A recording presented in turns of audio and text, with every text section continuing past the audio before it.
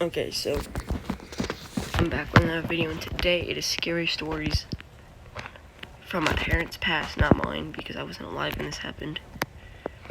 But when my mom was she was a little bit older than what I am now. I don't know how old she was. She was a teenager, I know. But she lived on Reeder Road, also known as, also right next to Route 66, or the Devil's Highway. There's many other names for it. Bloody Highway, Bloody 66. There's so many names for it. But she lived right next to it. Now, she was out with her cousin, Jeremiah, and her brother.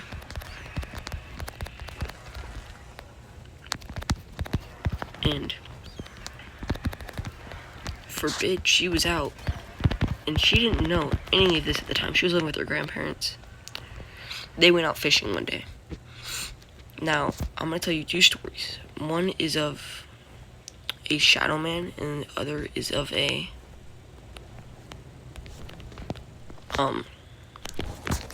hellhound, if you wish to call it. So the first one, she was out minding her own business.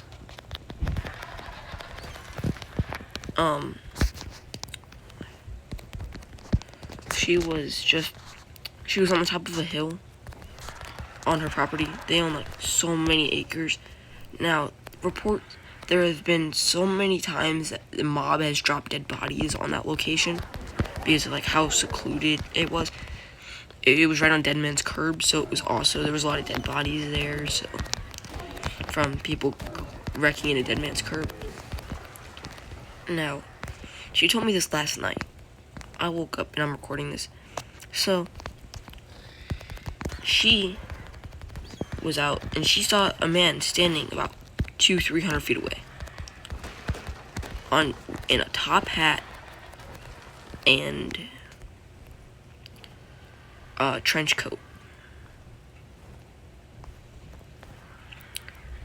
Just standing there. So they went back to playing. About an hour later, it was getting dark, so she still sees that figure standing there. So she's like, you guys, we need to go home. And their grandparents lived 2 miles away. Now, on their way home, Jeremiah says to my mom, hey, we need to go back. I forgot my glove, and your grandma's gonna be mad if we don't come back with the glove. So my mom's like, I'll go. And she went back, and that guy in the trench coat was a little bit closer than she remembered last time.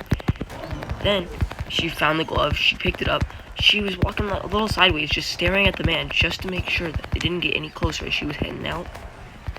Then, right as she looked away to say she found the glove to Jeremiah and my uncle, the man got 50 feet closer within seconds. Within that 0.1 with that 2 seconds, she turned and looked back. Now he was 50 feet away from her. So she just yells, run. They all drop everything and just start taking off. Now, they ran so far they ran so hard into the back door that they broke the back door running in. Their grandparents, of course, thought she was crazy. But this isn't the first time this has happened to her. A few months before that, she was pushed down a flight of stairs by this girl. This girl was, of course, not alive because it was her grandparents' house. There was no other girls in the house besides her and her grandma. So what happened was she was walking and she just woke up. She saw this girl in a white dress with blue eyes. Then all of a sudden, her eyes just went pure red, hatred, and just completely pushed her down the stairs. Everyone thought she was crazy. So then, when they got in the door, they pushed it so hard that they were all puking as they got in the house. And she looked back out the front door. There was no footprints, and the guy was just standing at the edge of the yard, right in the wood area. like right on the edge of the woods. And then a little bit after that,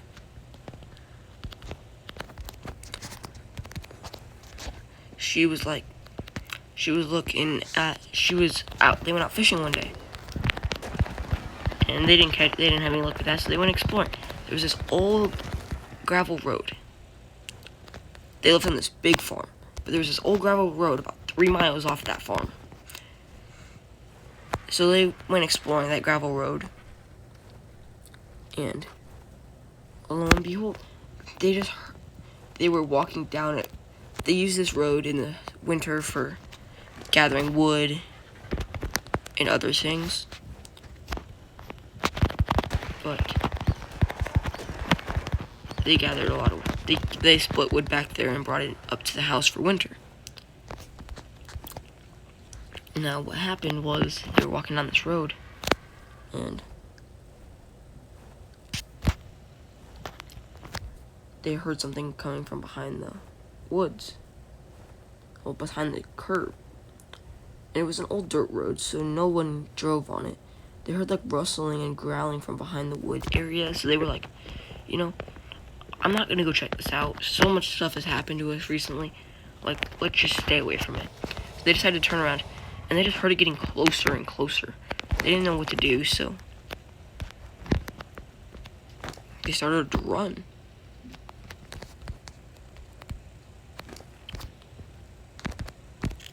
And about 2 miles down, they hit this curve. They turned around this corner and just kept going. They didn't even look back. They were like, nah, just keep going. And then they got about another mile. I mean, no, they didn't get another mile. They turned around and were trying to catch their breath. My mom just got hit in the back by something, and they all just fell down. They don't know what it was. They kept hearing this. Holy crap. You scared the crap out of me. Remember that story our mom told us last night about the thing? So remember when she was talking about like how like she was running and then just collapsed randomly? And then she said that she smelled like something that was like a dead body. She smelled like that nasty stench of a dead body, but there was no dead body. Yeah. And then she was like, the only explanation that she had for it was a hellhound. So, basically, I did a little research on hellhounds and the demon. The man in the trench coat. And, so what she told me this morning that she went through and did a little bit more research on it, and she found out that she's not the only one that has seen this man in the trench coat. But she also lived near an Indian burial ground, so it could, and she didn't want to go near it because of, out of respect for the dead. And because she was just utterly scared of it. But Are you recording? But then, so remember how when she was talking to us and she was like, when they got home, they were running in the door so fast that they almost broke the back door. And they were just, like, panting so hard that they couldn't breathe, and they all collapsed to the floor trying to get air, and then just started throwing up. So, basically, to round that up, there was something demonic going on there. I don't know what it was all about, but, like, imagine just being there in that moment. As all of this going down, all you hear is just something barking and growling like that. Or seeing that man in a trench coat just get 50 feet closer with no footsteps. And it was snowing out, which made it worse. Like, it wasn't currently snowing, but there was snow on the ground, so it was a lot worse than, like, just see something get 50 feet closer in 2 seconds and then just, like, right next to you. like, and especially because when she was talking about this, there was no pigment in the man whatsoever. Like, no facial structure, nothing. Like, it was just, oh man, like, he didn't have feet or anything. I did a little research last night. Apparently, that's not the only sighting. Apparently,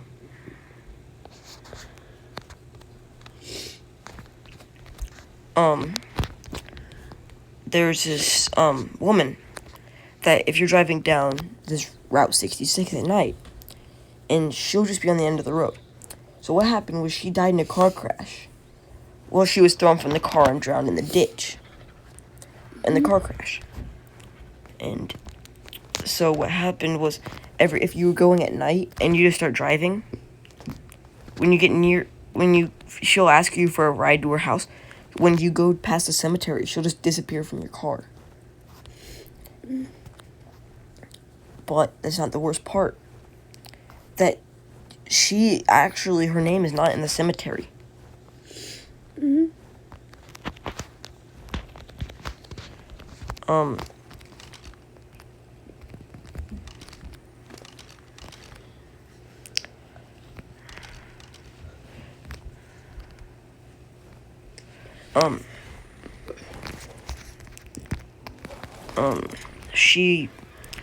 Someone's named Bronny. His car broke down on On the train tracks? Yeah, on the train tracks. And he thought he could get off the train tracks without hurting anything. Why are you hitting it? And his friends tried to help him get it off, but they heard the train coming, so they all just decided to run away. And He died because he got hit by the train. yeah, his car got hit by the train, and he didn't make it. And there has also been stories of a ghost engineer that runs near the train tracks. Like,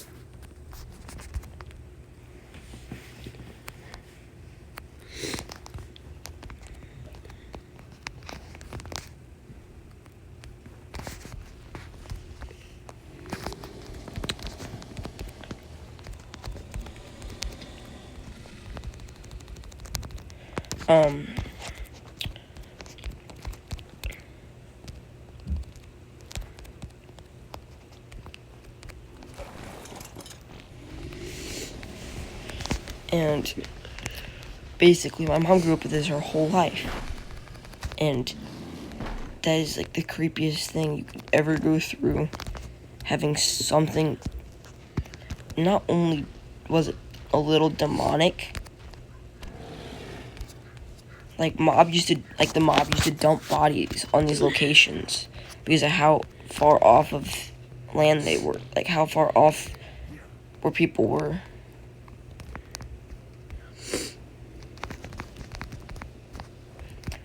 So, also, for a long time in the 70s, it was a suicide hotline, kind of. What is your thing on, Mike? You gonna go to sleep? Shh.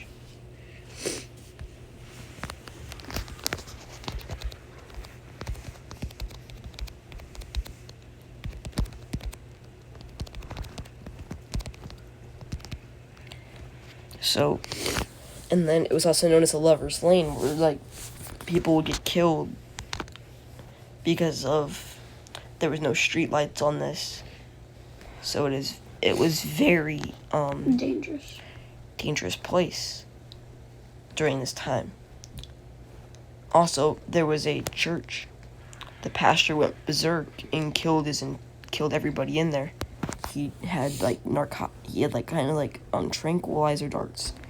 He shot everybody with the tranquilizer darts and burnt the building down while they were inside. So there's a lot of demonic things that has gone on inside this building, inside this area. But she moved out of that area sometime when they closed the road down. They closed Route 66 down but still ghost hunters to this day will go there and check out what's paranormal about it. But it's been very difficult to go there and check out what's there when you go there and like you go there and you're not gonna not see something. And like plus there was this one hitchhiker that used to hitchhike a few years before my mom was born. She died for some unknown reason. She just died. Now, I found out about this like a few months ago. Now, I was completely concerned about like what happened, but apparently she died, but like you can still see her roaming the streets trying to get somebody to like give her a ride. It's creepy. I don't know how you better describe that than 3,000 there. Why don't you start it?